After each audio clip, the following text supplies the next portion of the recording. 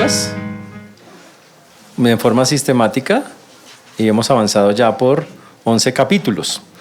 Y estamos viendo los primeros 11 capítulos de este texto, que la verdad tiene muchas cosas que decirnos, tiene muchísimo que decirnos a todos y cada uno de nosotros. Este texto tiene una connotación y es que quiere que nosotros estemos... ¿Se congeló? Y este texto lo que desea y lo que quiere de cada uno de nosotros es que nosotros estemos muy juiciosos, creyendo firmemente que Jesús es Dios, que estemos trabajando específicamente en que el Señor, que es Rey de Reyes y Señor de Señores, el cual creemos, realmente es el que estábamos esperando. Esa es la idea que quiere tener, que tengamos Lucas. Lucas quiere afirmar nuestros corazones. Lucas quiere que usted y yo nos volvamos personas que creamos firmemente que Jesús es Dios y no haya ninguna duda. Para eso Lucas lo que hizo fue explicarnos de manera literal.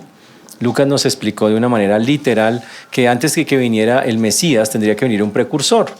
Y él nos dice de manera muy clara y nos dice a todos y cada uno de nosotros de manera muy puntual que ese precursor se llamó Juan el Bautista. Y que Juan el Bautista, que es para nosotros, es una persona muy importante y muy valiosa porque fue quien anunció a nuestro Salvador. Eso es básicamente lo que inicialmente quiere que nosotros tengamos en cuenta. También recuerden que Jesús, Lucas, para demostrar que Jesús es Dios, acudió al Antiguo Testamento, nos mostró todo lo que las Escrituras decían que debía ser el Mesías, nos mostró claramente cómo Jesús cumplió las profecías, incluso mostró que antes de que viniera el Mesías tendría que venir otro hombre que llamamos el precursor, y efectivamente vino el precursor, ese se llamó Juan el Bautista. Y nos muestra cómo Juan el Bautista cumple perfectamente esa labor de precursor o de anunciador del Señor antes de que Él venga nuevamente, de que Él aparezca aquí en la tierra como efectivamente lo hizo. Después de eso viene el anuncio ya oficial de que Él es el Mesías. Juan el Bautista lo mira y dice: miren, ese es el Cordero de Dios que quita el pecado del mundo. Pero también una voz del cielo dice: este es mi Hijo amado, en quien tengo complacencia. Y ahí podemos ver ya el trabajo del Padre y del Hijo, y también aparece el Espíritu Santo en forma de paloma para decir que ahí están los tres, el Padre, el Hijo y el Espíritu, trabajando de manera mancomunada. Jesús inicia su ministerio, hay un montón de gente siguiéndolo. De todos los que le siguen, nombra a 12 especiales, a los cuales llamó sus apóstoles, con los que genera una relación mucho más cercana que con los demás. Envía grupos misioneros, ya lo vimos, envió 2 veces a esos grupos. La segunda vez que vimos fue el grupo de las 70 personas, 35 grupos de 2 en 2. Muy interesante para mostrar cómo se hace la obra de Dios. Pero a pesar de que Jesús mostró todo eso, hubo algo que detectó, y es que la gente lo buscaba porque hacía favores. La gente lo buscaba porque Él les daba de comer o porque los sanaba. Entonces Jesús se cansó y dijo que de ahí en adelante no iba a hablar más así, tan claramente, sino que iba a hablar por parábolas, y empezó a hablar por parábolas, para que solo el que tuviera un corazón para Dios pudiera de verdad acercarse a Él. También la Biblia nos narra que el Señor también se cansó de la incredulidad de la gente. Y la Biblia muestra cómo en un momento dado Dios, cansado de todo eso, les dice generación perversa e incrédula. Y les dice que es una generación perversa, que es una generación mala, porque a pesar de todas las cosas que Él hace, ellos no quieren creer. Sin embargo, sigue actuando. Algunos, Pedro ha reconocido que Él es el Mesías.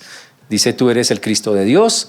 Y la escena va en eso. Jesús va camino a Jerusalén, sabe que va a morir, ya les está anunciando a sus discípulos, aunque ellos rechazan la idea de su muerte. Y lo que hemos visto es que cuando van en camino, un hombre le pregunta a Jesús: Jesús, enséñanos a orar.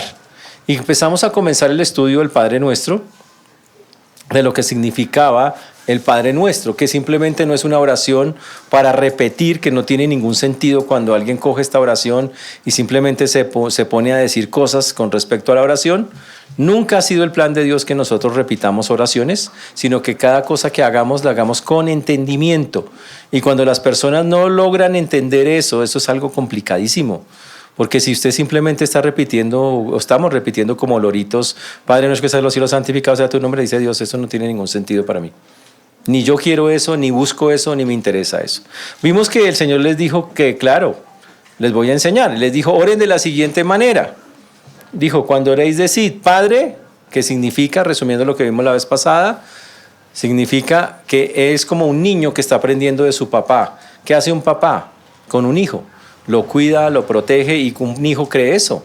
Un hijo cree, mi papá me está cuidando, me está protegiendo, me está proveyendo, y miramos todas las condiciones en las cuales Él es nuestro Padre.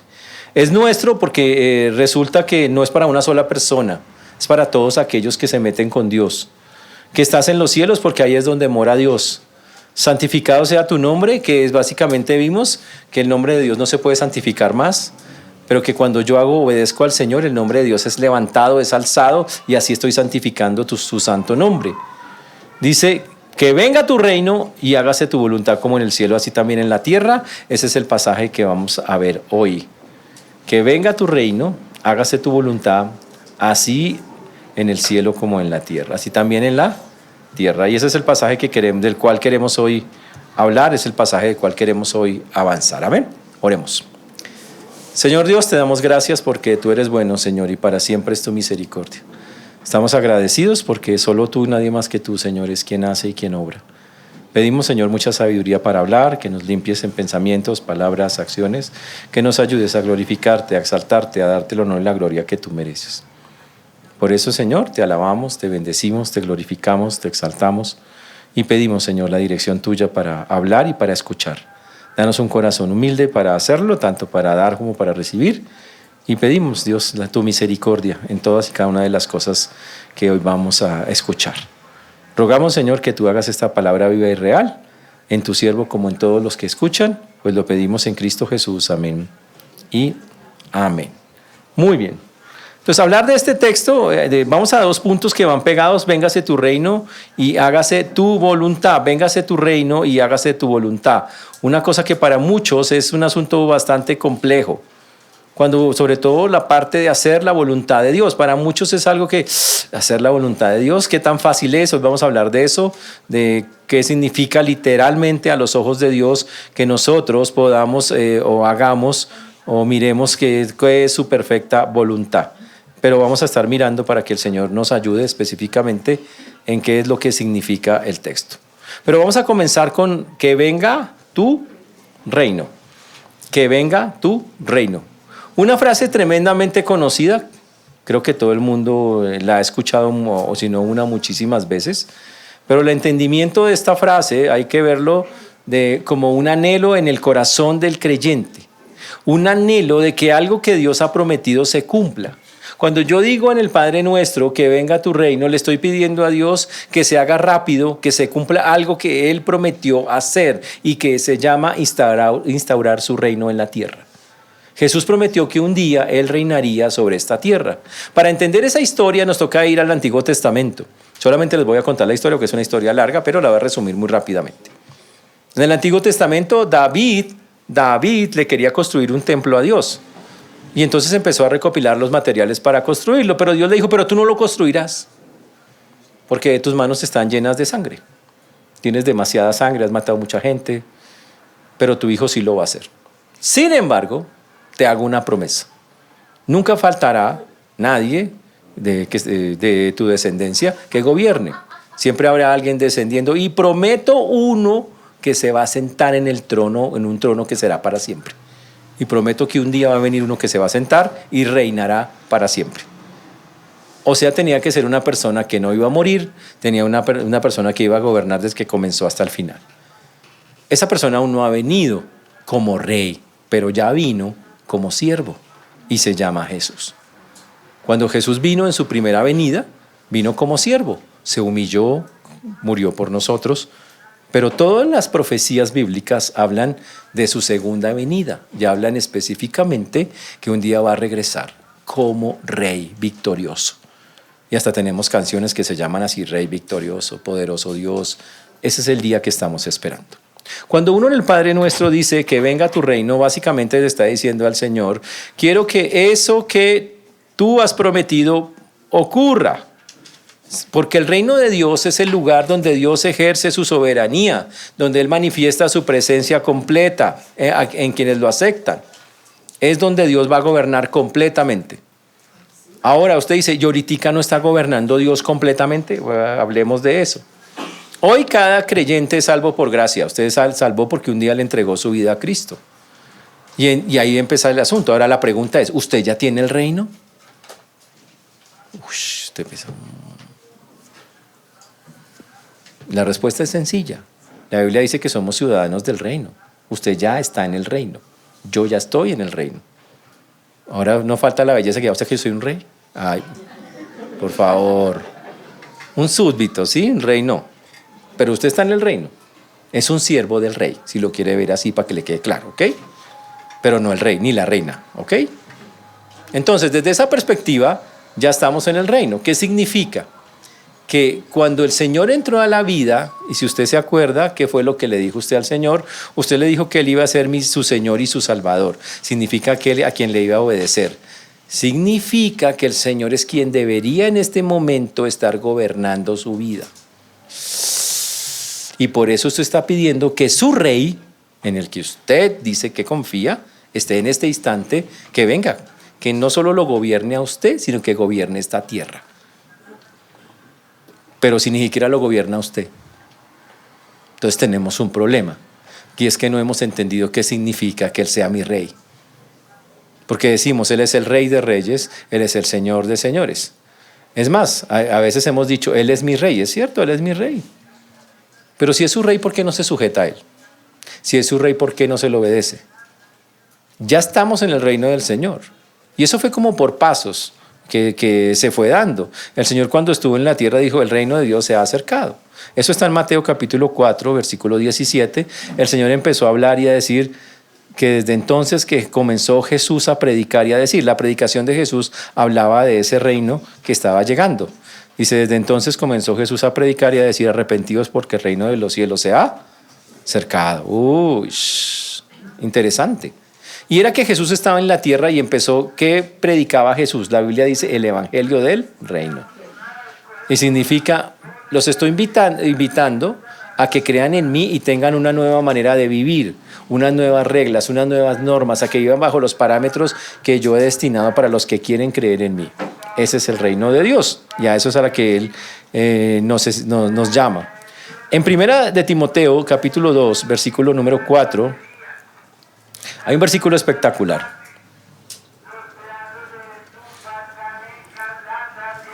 Primera de Timoteo 2, 4. El cual quiere que algunos hombres, unos poquitos, no, todos los hombres sean salvos y vengan al conocimiento de la verdad. Dios quiere que los hombres vengan, todos los hombres vengan al conocimiento de la verdad. ¿Todos van a venir al conocimiento de la verdad? No. Por eso la entrada al reino de los cielos es una invitación que usted puede aceptar o que usted puede rechazar. ¿De acuerdo? Y ahí es donde entra lo que la Biblia llama responsabilidad humana. Dios hace todo en la salvación, pero usted todavía puede decir no quiero y Dios a usted no lo va a obligar. ¿Está claro esa parte? Eso es muy, muy, muy importante. Entonces cuando yo digo que venga a tu reino, yo estoy diciéndole al Señor, Señor, deseo fervientemente que regreses como rey, quiero verte reinar, ven cuanto antes. Quiero que la promesa de que vas a volver un día que tú mismo dijiste, ocurra, pero que ocurra ya. Ese es mi deseo, que ya se haga viva. Eso está en Juan 14, versículos 1, 4. Mire lo que dice Juan 14, 1, 4. Dice, no se turbe vuestro corazón. ¿Creéis en mí? Voy a combinarlo, a ver si lo puedo colocar allá para ustedes. Voy a colocar primero los dos primero. A ver si sale. Ahí va. No se turbe vuestro corazón. ¿Creéis en Dios? Creed también en mí. En la casa de mi Padre muchas moradas hay. Si así no fuera, yo os lo hubiera dicho. Voy pues a preparar lugar para vosotros. Pero aquí viene la parte interesante en el versículo 3 y el versículo 4. En el versículo 3 dice, y si me fuere, que así lo hizo el Señor y se fue, hagámoslo acá mejor. Y si me fuere y os prepararé el lugar, vendré otra vez, Él va a regresar. Y os tomaré a mí mismo para que donde yo estoy, vosotros también estéis. Uy. Y sabéis a dónde voy y sabéis el camino. Y el Señor entonces hace la promesa que va a volver. Ahí está como su primera promesa de que va a volver. La otra promesa es cuando Jesús asciende al cielo. La Biblia dice que unos ángeles lo recogen y Él va subiendo. Y le dice que no se preocupen, que así como lo vieron irse, él un día va a regresar también. Entonces, por varias partes la Biblia nos promete el regreso del Señor. ¿Y con qué propósito? Con el propósito de que venga a reinar. Entonces, cuando un creyente ora entendiendo, Señor, yo quiero que venga tu reino. Ahora, ¿creen que hay necesidad de que venga el reino de Dios? Pues claro, prendan las noticias. Miren Israel, miren el mundo, miren Bogotá, el Tintal, tenaz. Las cosas que están pasando, 5-0, no, tenaz. No, cosas impresionantes, el fin del mundo. No sé, no me acordé en el partido pasado. Y están pasando cosas tenaces. ¿Y qué quiere decir eso? Los tiempos están necesitamos que el Señor venga. A veces se vuelve muy difícil como vivir en un mundo lleno de tantas cosas terribles que pasan.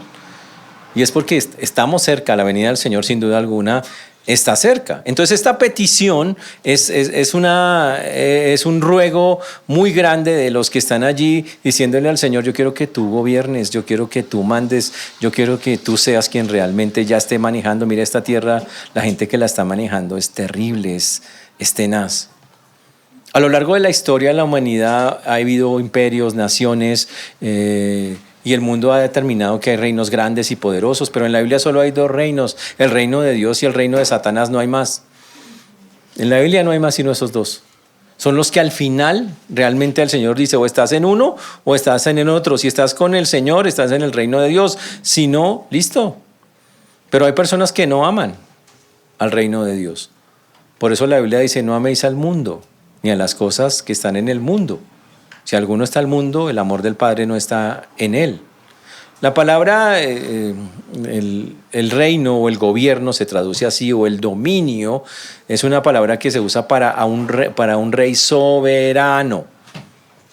El Señor, estamos orando para que Dios sea soberano en esta tierra, para que Él realmente mande sobre todas las personas que están acá.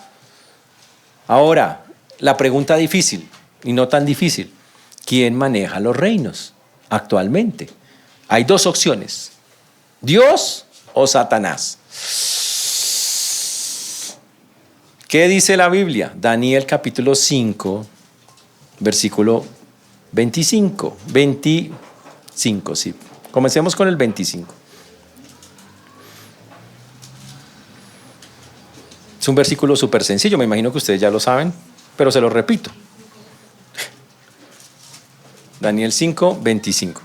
Dice, y la escritura que trazó es, resulta que estamos en el tiempo de Nabucodonosor, y el Señor le estaba poniendo fin al reino de Nabucodonosor que había comenzado precisamente con él. Y entonces dice que una mano toda milagrosa en medio de una pared apareció. Imagínense una mano ahí flotando. O sea, un zombie, un pedazo de mano ahí. Y de pronto esa mano escribió Mene, Mene, Tekel, Uparsin. Y el rey dijo, ni idea. Y entonces empezó a consultar hasta que llamó a Daniel. Y Daniel le dijo, mire, lo que pasa es lo siguiente, yo le voy a hacer la interpretación, eso es sencillo, dijo Daniel. En el versículo 26, que es aquí donde vemos quién gobierna los reinos o quién tiene el control de los reinos. Y el 26 dice lo siguiente. Esta es la interpretación del asunto. Mene, contó Dios tu reino y le ha puesto fin. Tekel, pesado has sido en balanza y fuiste hallado falto. Pérez, tu reino ha sido roto y dado a los medos y a los persas. ¿Quién le dijo eso? Un profeta. Daniel se lo está diciendo al reinado de Nabucodonosor. Le dice, tu reinado, tu imperio se acabó. ¿Quién lo decidió? Dios. Dios decide cuándo comienza y cuándo termina un imperio. Y usted dice, Dios decide cuándo cuándo se pone un presidente y también. Y yo le respondo, pues sí. Le dice, pero yo no voté por.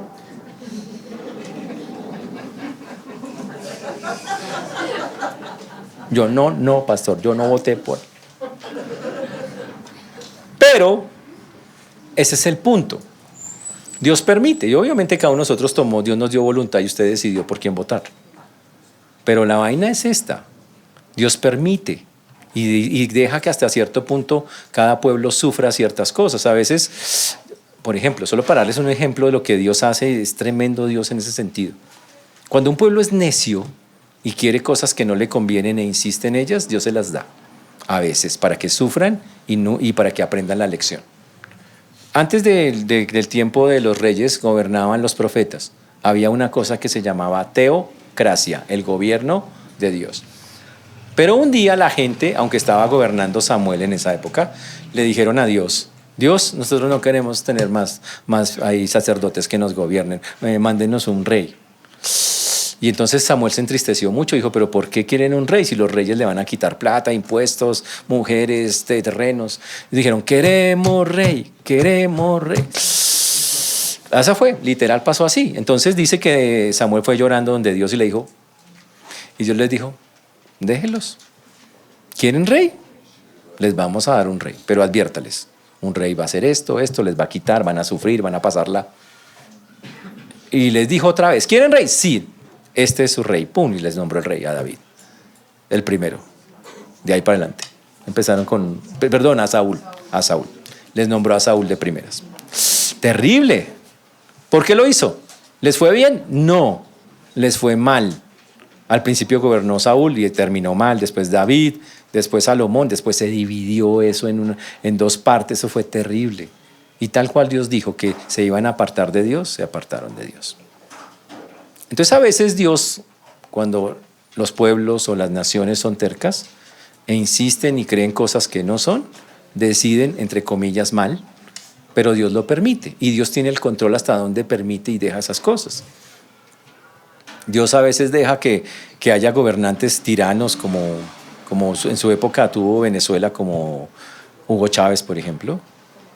¿Quién lo mató? Dios. Él pensaba vivir, dijo: no, yo voy a ser más famoso que Dios, dijo. Dios, y no le pasó ni un año y se murió. Ve, tan raro, no fue más famoso que Dios. ¿Qué habrá pasado? ¿Qué desafió a Dios? Entonces, ¿quién tiene realmente el control de los reinos? El Señor. Eso se llama soberanía de Dios. Dice: wow. Entonces, cuando Dios permite que pase algo aunque no nos guste, bueno, Señor, tendrás un plan con eso. Ese es el punto. Dios no lo hace porque sí, hay un plan detrás de esas cosas. Y en eso debemos confiar. Y por eso en la Biblia vamos a encontrar que Dios ha prefijado ya las cosas. Hechos 17:26 habla también de eso.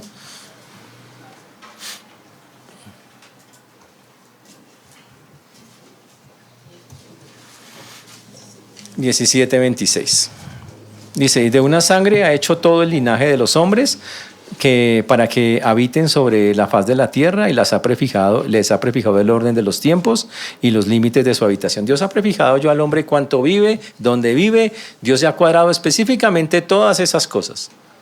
Y se llama soberanía de Dios.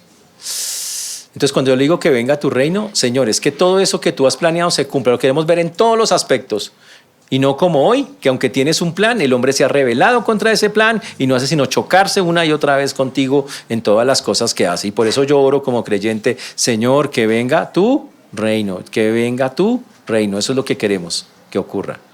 Y gloria a Dios cuando eso ocurra. La verdad es que va a ser muy tenaz eso.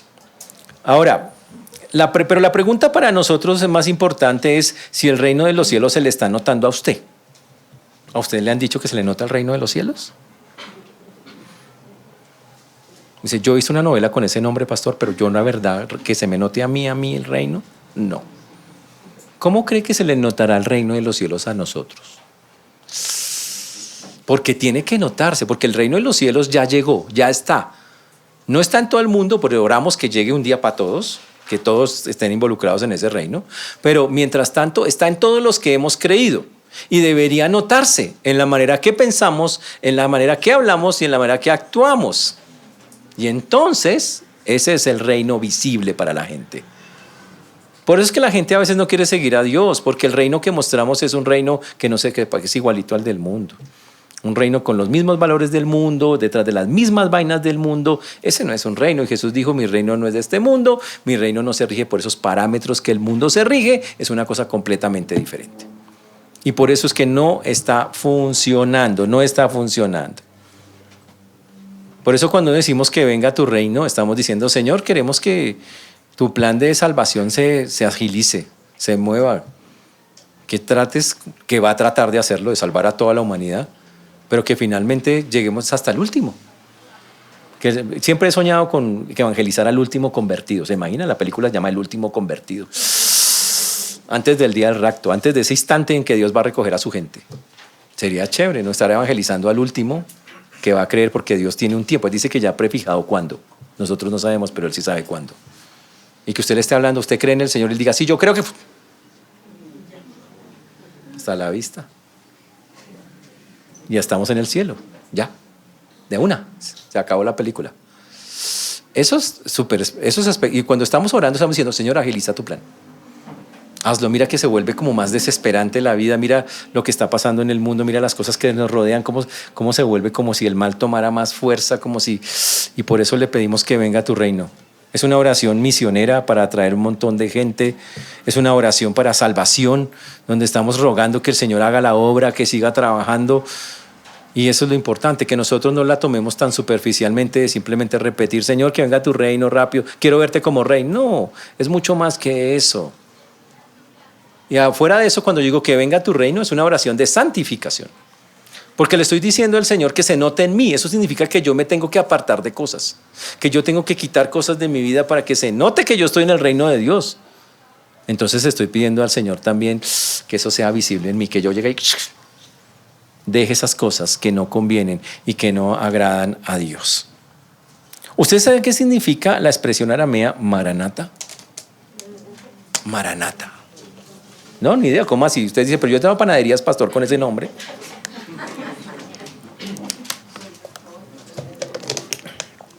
El Señor viene. Maranata. Eso es fantástico nombre. Maranata. El Señor viene. Wow. Y la encontramos en varias partes. Es algo muy... Está en 1 Corintios 16, 22. Dice acá, el que no amare al Señor Jesucristo sea anatema. El Señor viene. Maranata es la palabra que está literalmente, está en arameo ahí en ese texto. Y al final de Apocalipsis, ahí viene cómo termina Apocalipsis 22, 20. Dice, sí, ven, Señor Jesús. Ven, ven. Todo el tiempo es un anhelo y debería ser el anhelo de un creyente que el Señor viniera pronto. Pero no porque usted está estresado. Es que hay creyentes que sí son unas bellezas. Ay, pastor, estoy harto acá en la tierra. Le dije al Señor que me llevara rápido. Rápido. Ay, Señor, acuérdese de mí. No es eso, esa no es la oración. Esa es la oración del desesperado llevado, el maduro. No, ahí sí como dicen, madure y crezca. No, la oración tiene que ser, Señor, yo quiero que tú vengas, que tú gobiernes, yo quiero verte reinar. Yo quiero ser un siervo en tu reinado, porque al final el creyente va a servir a Dios en el reinado. Literalmente es eso. Es una cosa espectacular, es una cosa muy, muy chévere, muy bonita. Pero esa oración de venga a tu reino viene con la otra, hágase tu voluntad así en el cielo como en la tierra. Uy. Honrar a Dios cuando le decimos Padre, santificado sea tu nombre. Wow. Querer avanzar su reino cuando uno dice venga a tu reino va pegado necesariamente a que se haga la voluntad divina o lo que llamamos la voluntad de Dios. La voluntad de Dios tiene que ser cumplida de manera perfecta y total. Ahora, ¿cómo en el cielo está ocurriendo? ¿Cómo se imaginan que es la voluntad de Dios en el cielo? ¿Qué está pasando en el cielo? En el cielo hay rebeldes, hay gente que está encapuchada, ángeles encapuchados con una piedra en la mano. Se vive, se siente. Satanás está... No, o sea, no. Obvio que no. ¿Por qué? Porque en el cielo todo es gobernado por Dios. El universo mismo es sostenido por la mano de Dios. Todo está donde tiene que estar. Todo está en el lugar adecuado. Y hay una completa sujeción al Señor. Si el Señor dice a la derecha, todos los ángeles a la derecha. Y Él dice subamos, todos suben. Si Él dice a un ángel vaya a tal parte, el ángel sí Señor, va a tal parte. En pocas palabras, hace su perfecta voluntad. Ahora, eso ya está pasando en el cielo. Pero en la tierra, por eso uno ruega, hágase tu voluntad así en el cielo, así en la tierra como en el cielo. Señor, como está pasando en el cielo de manera constante, quiero que pase aquí, en esta tierra donde estoy viviendo. Pero tenemos un gran problema. Hoy tenemos una generación de personas que no quiere hacer la voluntad de Dios. No desea, no anhela, dicen que son creyentes, pero se estrellan contra cuando Dios los llama a que hagan su perfecta voluntad. Uf, qué interesante. Y eso es algo que deberíamos nosotros meditar y pensar, ¿por qué nosotros estamos siendo de esa manera? ¿Por qué nos cuesta tanto? Cuando en la Biblia hacer la voluntad de Dios debería ser algo tan agradable. Mire lo que dice el Salmo 48. Así es como debería ser hacer la voluntad de Dios, como el Salmo 48. Salmo 40, versículo 8. Dice así: el hacer tu voluntad, Dios mío, me ha agradado. ¿A usted le agrada hacer la voluntad de Dios? No conteste antes de... No se emocione, para lo que sea para el Señor. En Juan 4:34 Jesús dijo qué era lo que a él lo movía, una de las cosas que era lo que lo motivaba, y él tenía claro qué era lo que es la voluntad de Dios. Jesús dijo: mi comida es que haga la voluntad del que me envió y que acabe la obra. Dijo: ¿sabe cuál es mi comida? ¿Qué es lo que me alimenta y me fortalece? Estar haciendo exactamente lo que Dios me mandó así. Pero ahí es donde viene el problema. Cuando queremos hacer la voluntad de Dios hay algo que se estrella y que no nos permite. Es nuestra carne, nuestros deseos, nuestras concupiscencias, que llegan y se estrellan y dicen: no. Pablo sufría con eso. Dice: lo que quiero hacer, lo que no quiero hacer, eso hago. Y él decía: yo no quiero hacer eso, y de pronto siento una fuerza, obviamente la fuerza del pecado, que trata de molestarlo, y si el espíritu no está firme, tropieza y cae en esas cosas. Entonces, hacer la voluntad del Señor puede ser algo, para muchos, algo que es costoso, que es difícil, que es complejo. Pero yo quiero hablar de cómo mirar, o de, por lo menos, de iniciar el tema de lo que es la voluntad perfecta y soberana de Dios, porque temo mucho que la mayoría de los creyentes no logran comprender realmente en qué se basa que nosotros podamos conocer a Dios. Entonces yo debo empezar diciendo algo, que cuando usted cuando eleva una oración a Dios, ¿usted le cree a Dios que Dios le va a contestar? ¿Está seguro? Usted cuando le dice: Señor, que venga a tu reino, ¿usted es seguro que Dios va a contestar algún día eso? ¿O solo lo dice por decirlo? Cuando usted le dice: Señor, hágase tu voluntad, entonces vamos a poner un ejemplo. Entonces Juanito está en el hospital, un familiar de nosotros, y está muy enfermo. El médico dice: está difícil, 50-50. Oren, ustedes son cristianos.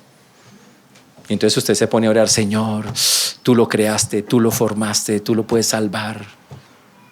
Ya no decimos: yo declaro sanidad, no, porque ya sabemos que no hacemos eso, pero le decimos: Señor, y al final todos espirituales: Señor, confiamos en ti, sea tu voluntad. Y se muere. Y tan pronto se muere usted: pero ¿cómo? ¿Pero qué pasó ahí? Entonces yo digo: ¿usted entendió lo que le dijo al Señor? Si yo le digo a Dios: sea tu voluntad, estoy diciéndole: haz como quieras. Si lo quieres dejar vivir, que viva, y si quieres dejar que muera, que se muera. Y yo voy a estar tranquilo con tu respuesta. Pero hace Dios lo que hace, y sobre todo que usted se lo dijo llorando. Peor todavía, con efectos especiales. Usted: Señor, lo que tú quieras, haz lo que quieras. Y él lo hace, y usted inmediatamente se rebota. Entonces usted no quería hacer la voluntad de Dios. Usted se lo dijo como por decir, salir del paso, pero en la vida real, cuando usted demuestra la reacción, está mostrando que usted no tenía la más mínima intención de aceptar eso. Decirle a Dios que haga su voluntad es decir: me voy a someter a la respuesta cualquiera que ella sea, y la voy a tomar de tu mano. Empieza usted a orar por un trabajo, y usted ora por ese trabajo. 3 entrevistas, pasa la primera, pasa la segunda, y usted está todo ilusionado y dice: el Señor me está ayudando, el Señor está abriendo las puertas. Y llega la tercera y le dicen: él no clasificas. Puede llorar. Y usted va y se pega la rebotada. ¿Pero cómo? Si hasta ayuné por eso. ¿Y qué le va a decir Dios? Tú cuando oraste dijiste: hágase tu voluntad. Dijo: la próxima vez no oro diciendo eso. todo resentido, usted todo tocado. Y Dios dice, yo de todas maneras lo iba a hacer igualito. O sea, que usted lo haga o no lo haga. Dios lo que pide es que usted colabore. Cuando usted dice hágase su voluntad, acepte que la respuesta va a ser cualquiera que Dios. Ahora, hay que verlo de esta manera, la respuesta va a ser la mejor, porque Dios nunca se equivoca. Entonces, si es un no, esa fue la mejor respuesta. ¿Eso está claro lo que estoy diciendo? Todo eso para atacar a todos ellos que cogen y molestan tanto y pelean porque Dios hace esto, porque Dios hace lo. ¿A usted quién le dijo que usted podía cuestionar a Dios? ¿Usted de dónde sacó, de qué cabeza cabe que yo puedo decirle a Dios qué hizo bien y qué hizo mal? Señor, no me parece justo lo que hiciste. A veces no lo dicen, pero adentro, eso parecen esos muñequitos de los taxis por dentro haciendo. No estoy de acuerdo. Rebotados, inmaduros con Dios. No han entendido quién es Dios. Yo no puedo enfrentarme a Dios así. Qué vergüenza. Puede que me duela, pero ¿sabe qué tengo que hacer? Agachar la cabeza y decirle, bueno, Señor, yo no entiendo, pero tú eres perfecto. Yo no estoy para cuestionarte, sino para confiar en ti. Así que confío en tu decisión. Pare de contar, no puedo hacer más allá de eso. ¿Está claro eso? Entonces, cuando uno dice hágase tu voluntad, eso es lo que implica. Estoy dispuesto a aceptar lo que sea la respuesta, sin importar qué pase. Y qué duro le cuesta a los cristianos eso.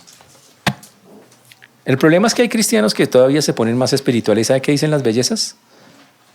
La Biblia es mi única norma de fe y práctica, pastor. ¿En serio? Entonces, ¿por qué se rebota cuando Dios no le contesta? Si es una única norma de fe y práctica, no debería hacerlo. Porque si es una norma de fe y práctica, usted entiende que el que manda es Dios y que lo que Dios haga es bueno y punto. Me guste o no me guste, me lo explique o no me lo explique. Él es soberano. Y yo sé que a todos nos gustan las explicaciones y nos gusta entender las cosas, pero habrá algunas en que Dios no quiera hacerlo. Y ese es el asunto. Nosotros entendemos que Dios puede solucionar cualquier pregunta o cualquier necesidad. Todos acá estoy seguro que ¿usted cree que Dios puede solucionar cualquier cosa? Claro, obvio. Pero a veces decimos eso, pero a veces no encontramos esas respuestas de Dios. Y se vuelve algo tan complicado, tan complejo. ¿Ustedes conocen el Apolo 13? No digan que no, ustedes lo ayudaron a hacer. Eso fue el 14 de abril de 1970, el Apolo 13 estaba regresando a la Tierra. Y cuando estaba regresando a la Tierra tuvo un problema serio, no podía empezó a dañaron cosas adentro y entonces salió la famosa frase que está en todas las películas: Houston, tenemos un problema. Ustedes no sabían que era esa día, eso se pasó, la verdad. De ahí sale esa frase. Ellos se comunicaron con Houston, que era la base, y le dijeron: Houston, tenemos un problema. El chicharrón fue grave, casi se mueren, pero 3 días después aterrizaron. El cristiano, básicamente, cuando tiene una necesidad, cuando le está diciendo, en lugar de decir Houston, tenemos un problema, está diciendo Dios, tenemos un problema. Pero el problema es que a veces el cristiano cree que Dios no le va a responder. No cree que hay una respuesta de parte de Dios o no acepta la respuesta que Dios le manda. Básicamente es el mismo ejemplo. Pero el punto es que Dios sí lo hace. Dios sí está al otro lado del teléfono, para que me entienda. Dios sí está dispuesto a brindarnos ayuda. Pero ¿saben qué? Nunca es igual para todos. Para cada uno de nosotros es diferente. Además hay algo necio en medio de todo eso. Normalmente las respuestas las buscamos cuando ya estamos bien llevados. Cuando ya el problema está armado. Cuando hemos armado el problema ya estamos enredados. Ahí sí, venga, Señor, écheme una manito. Y eso no tiene sentido. Y entonces viene el punto, no sabemos cómo solucionarlo porque llega la circunstancia y usted, como no se ha metido con Dios, no tiene una relación seria con Dios, no conoce a su papá, al que le dice Padre Nuestro, no lo conoce bien, usted no tiene ni idea qué hacer ni por dónde agarrar en esa vaina. Entonces, ¿cuál es el pecado? La falta de conocimiento del Señor. Y usted empieza a luchar por conocer la voluntad de Dios para su vida. Y entonces usted empieza a buscar la respuesta y se encuentra con paredes y cojo para allí, cojo para allá y no sabe. Ahora, ¿cómo hago para aprenderla? Y sí se puede saber. Ahora, para eso no necesita usted ser un erudito, lo que necesita ser es una persona consagrada a Dios, alguien que lo busque y que lo quiera conocer, alguien que de verdad todos los días se meta con el Señor, quiero conocerte cada día un poco más y empezar a aprender más a Él, porque básicamente al final lo que tiene que solucionar su problema, cualquiera que sea, es un principio bíblico. Que aunque no esté en la Biblia, usted diga, aunque esto no está, esto se asemeja a esto, lo puedo tomar de aquí o de acá, pero como no conoce la Biblia, ¿cómo quiere solucionar cosas si ni siquiera la conoce? Si no se mete con Él. Y como les repito, esto es una acción de una decisión que yo tomo para poder aprender de lo que Él quiere, de lo que Él quiere enseñarnos a todos y cada uno de nosotros. Y Dios usa todo lo que nos ha dado, usa nuestra inteligencia, usa la sabiduría que ha puesto, usa el Espíritu Santo, las herramientas. Y lo hace, algo espectacular. Ahora, Dios no hizo robots, hizo personas con voluntad, con personas que pueden decidir. Usted puede decidir. Decide desde la salvación en adelante. Dios no lo va a obligar a salvarse. Lo va a intentar convencer de todas las maneras posibles, pero no lo va a obligar a salvarse.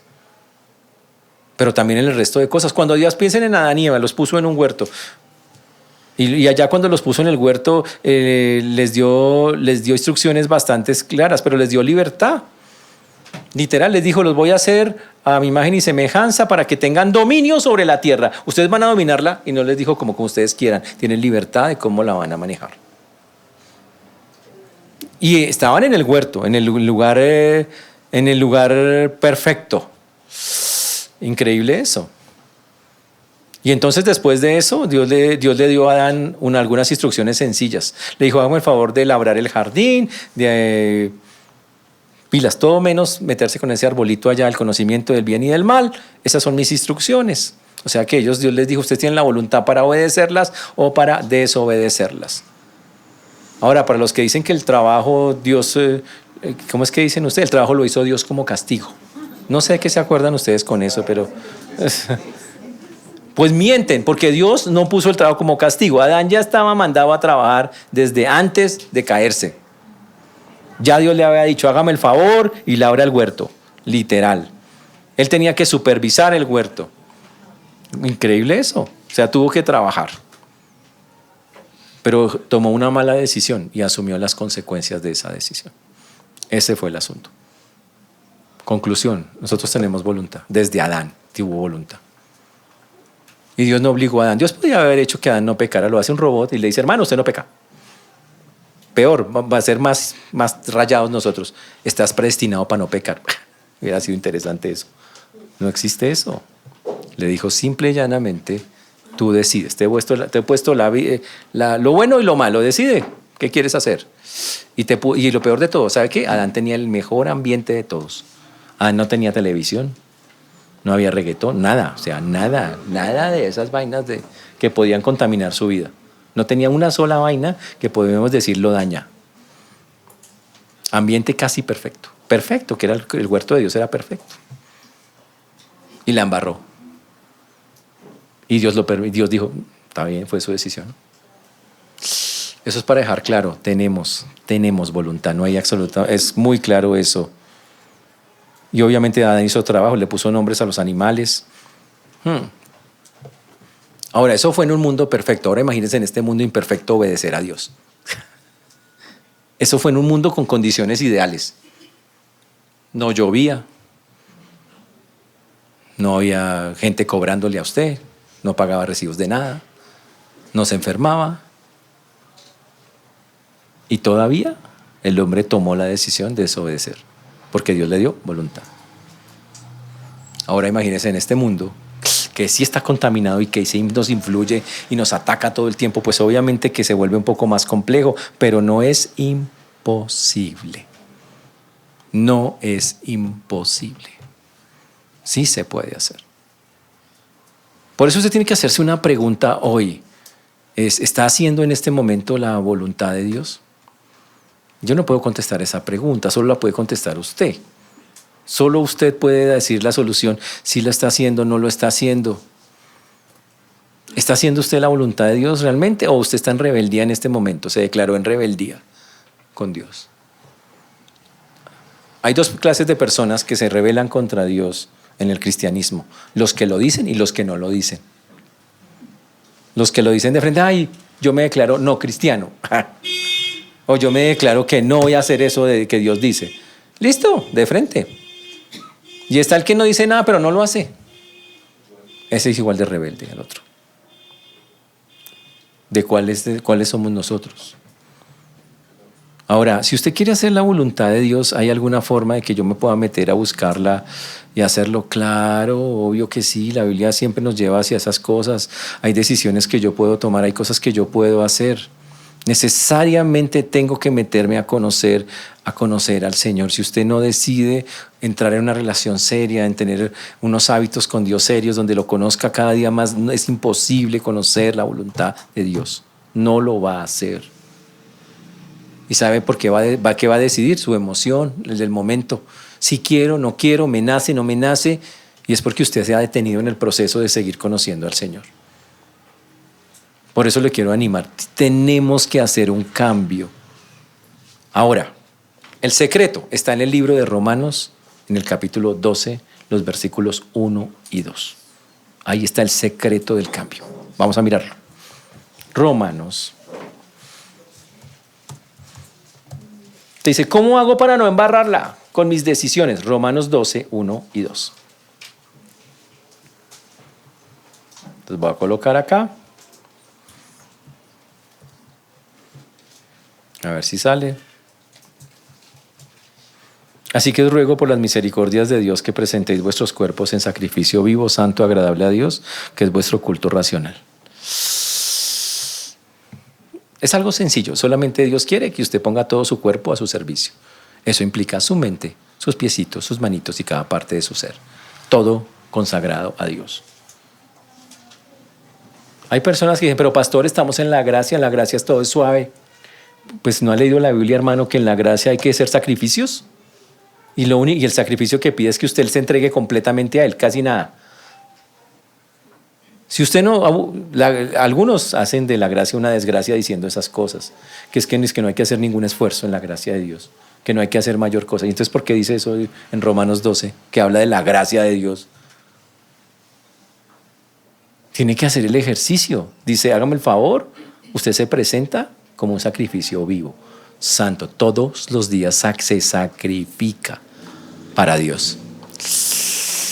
¿Qué es vuestro culto? Racional. Dice, eso es lo que una persona pensante va a hacer si entiende quién es Dios. Peor todavía. ¿Y cómo lo hacen? ¿Y por qué tengo que hacer eso? ¿Y eso qué tiene que ver con la voluntad de Dios? Porque el versículo 2 dice que tiene que ver todo con la voluntad de Dios. Por eso lo decimos. Mire, el versículo 2 ahí mismo dice lo siguiente. A ver, vamos para allá. A ver si lo puedo copiar acá. 2, aquí está, el 2. No os conforméis a este siglo, sino renovaos por medio de la transformación de vuestro entendimiento. ¿Para qué qué? Para que comprobéis qué cosa, cuál sea. A la buena, no la mala.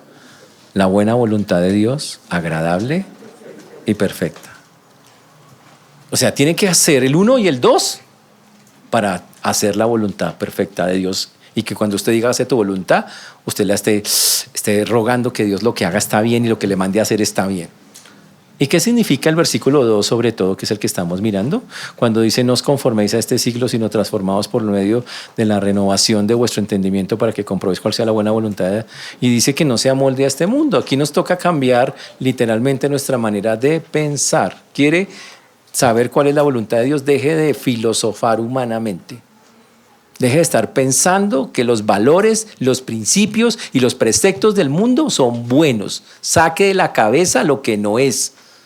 Límpiese de toda esa línea humanista y barata y de tercera que habla que la realización del hombre está en encontrar las metas de él. Sáquese, eso es basura pura. Si usted sigue pensando eso, no ha entendido nada de lo que hizo la Biblia.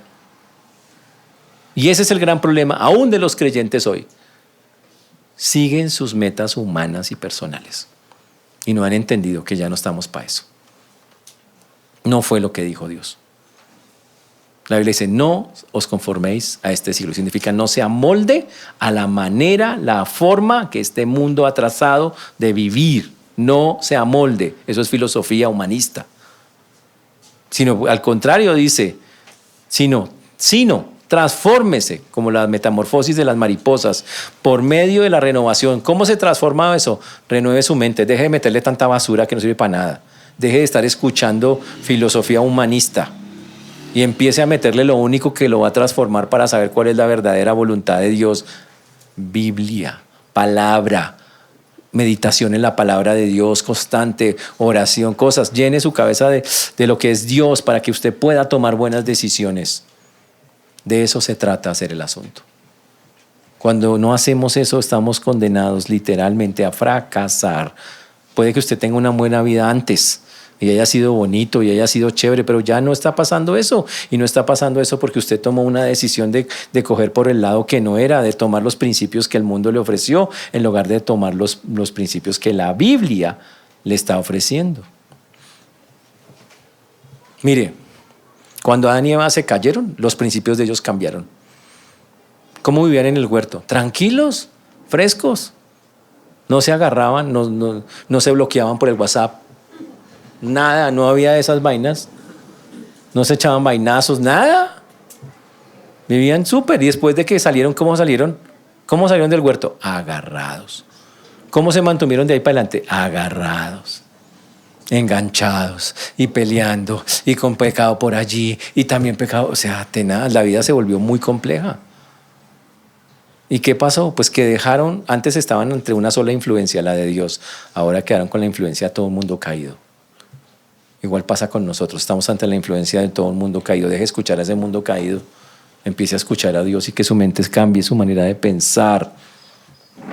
Básicamente se llama cosmovisión, o sea, que usted aprenda a mirar la vida como Dios la ve, ver el mundo desde los lentes de Dios y no desde los suyos. Cuando lo haga, usted va a saber fácil qué es la voluntad de Dios y qué no es la voluntad de Dios. ¿Está claro eso? Por eso al salir de acá, entonces uno, recapitulando lo que hemos visto del Padre Nuestro, ¿se puede orar el Padre Nuestro? Claro, pero entendiéndolo. Padre, porque tú tienes la función de papá, me cuidas, me guardas, me proteges, me das. Nuestro porque es de todo el que cree, que estás en los cielos porque ese es el lugar donde tú habitas. Venga a nosotros tu reino.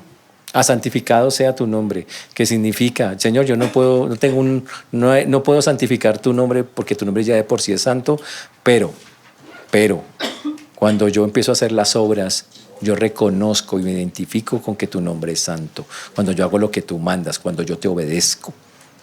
Venga a nosotros tu reino, Señor. Yo anhelo que tú un día vengas y así como reinas en mi corazón, reines en todo la tierra, conforme lo prometiste un día. Señor, y hágase tu voluntad, que es me someto completamente a conocerte cada día más y a aceptar cualquier cosa que tú decidas sobre cualquier tema en mi vida o en la vida de esta tierra o de este mundo. Si tiene eso claro, ahí vamos bien. Por eso la semana entrante dice el pan nuestro de cada día. No dice el pan nuestro de toda la semana ni de todo el año, sería interesante, pero no, dice el pan nuestro de cada día. Pero si usted no acepta lo que viene atrás, no va a aguantarse de esa parte. Porque todo lo que viene atrás es la base con Dios. Que Él es mi papá, que Él es el que tiene que reinar en mi vida, que yo me voy a someter a su voluntad y que su nombre es santo. Y si yo no puedo aceptar eso, no puedo aceptar lo que sigue en el texto. No voy a poderlo aceptar. Por eso la tarea en esta semana es pensar, meditar sobre eso. Orar, hablar con Dios, decir, Señor, yo quiero conocerte. Eso, ojalá ustedes quieran conocerlo. Dios no los va a obligar. Pero ojalá ustedes digan, Señor, yo quiero conocerte más, quiero acercarme más a ti, ayúdame, yo quiero estar ahí. Háganlo. Ahora, si usted dice, si ya me solté, pues vuelva a Él, dígale, necesito, Señor, que me recojas. Es su papá, ¿no? Se llama a su papá, estoy botado acá. ¿Qué hace su papá? El que lo ama. Pues así no le guste, va y lo recoge porque dice, no, ¿cómo lo dejar botado al chino? Ahora imagínese que hará Dios. Pues obvio que lo va a ir a buscar. Obvio que le va a ofrecer su mano.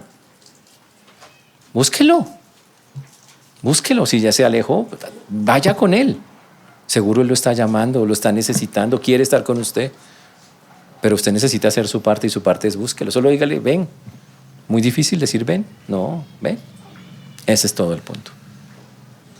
Señores, Espero que la próxima vez que oren esta parte estén pensando en todo lo que hemos hablado y que sus oraciones de verdad busquen glorificar a Dios, así como esta oración tan bonita lo hace en todos los contextos cuando la entendemos de corazón. Pongámonos de pie, vamos a orar para terminar.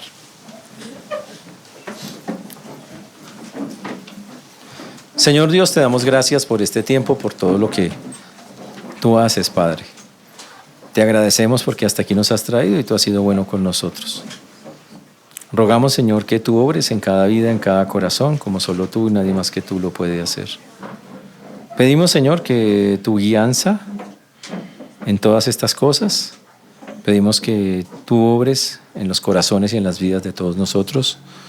Perdónanos porque no entendemos la magnitud a veces de lo que estamos diciéndote, Señor.